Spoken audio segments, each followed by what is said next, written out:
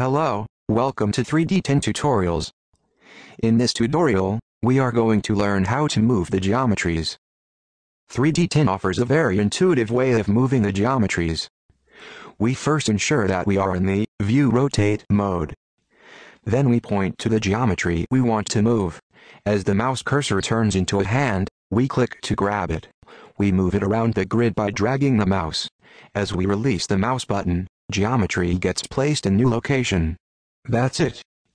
The geometry always moves in a principal plane that is perpendicular to the direction along which we are watching. For example, when we move the geometry while looking down the z-axis, it will move only in the xy plane.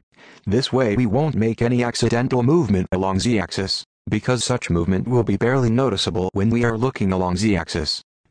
You will also notice that the geometry moves in steps, and not continuously. 3D10 by default tries to align the geometry to nearest grid lines. This behavior, also known as snap to grid, is useful, because most of the times that is what we want. But sometimes we want to place geometry at a precise location that is in between the grid lines. We do it by turning off snap to grid. Look for the magnet icon in the left bottom toolbar.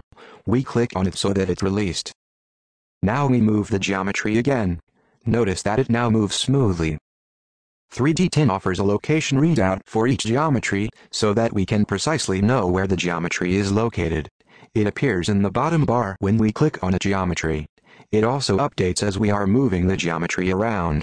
It shows 6 values. They are locations of lower and upper boundaries of the geometry along each of the 3 axes. You can use this location readout to place the geometries precisely. This concludes the tutorial on movement of geometries.